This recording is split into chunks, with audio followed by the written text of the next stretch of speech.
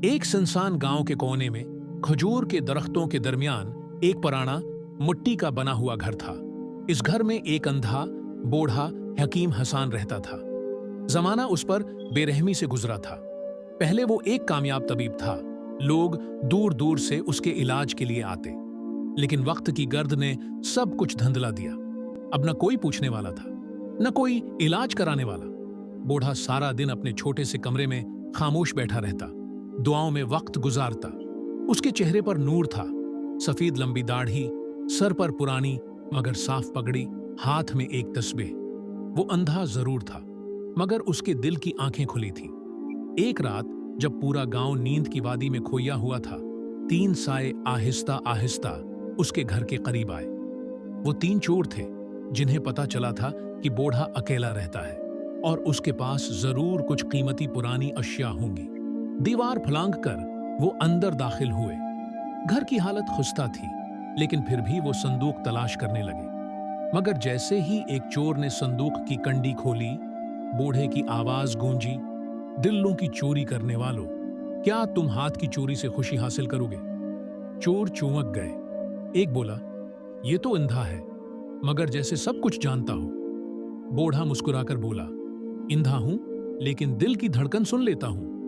तुम्हारे कदमों की चाप ने बता दिया कि तुम 3 हो, और तुम्हारे दिल की धड़कनें बता रही हैं कि तुम घबरा रहे हो।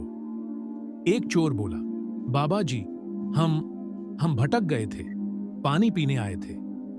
पानी तलाश करने वाले दिल की प्यास से आते हैं, न कि संदूक के पीछे छिपते हैं। चोर शर्मिंदा हो गए, लेकिन उनमें एक जो ज्यादा सख्त दिल था बोला, हमें वाज मत दो, हमें जो चाहिए वो हम लेकर ही जाएंगे।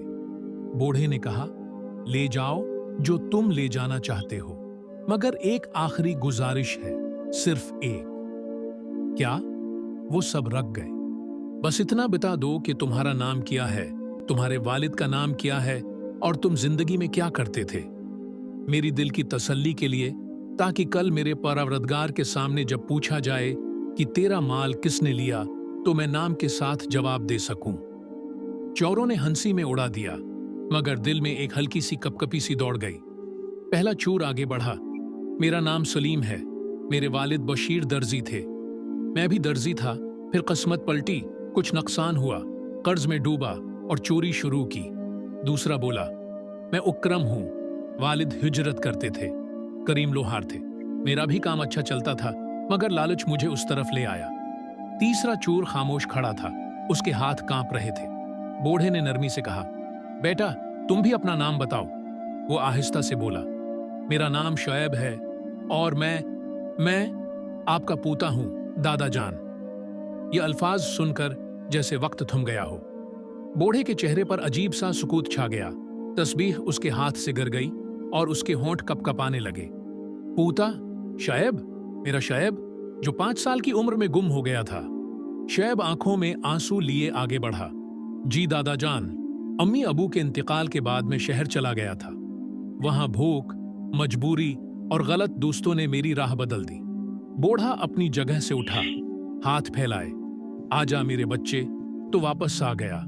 मैंने बरसों तेरा इंतजार किया है। अल्लाह ने आज मेरी आंखें बंद की, मगर दिल का दरवाजा खोल दिया। शुएब दादा के कदमों में गिर गया, रोता रहा। बाकी दोनों चोर हैरान थे, सहमे हुए थे। बूढ़े ने कहा, और तुम दोनों, तुम अभी चोर हो या कुछ बनने का इरादा है?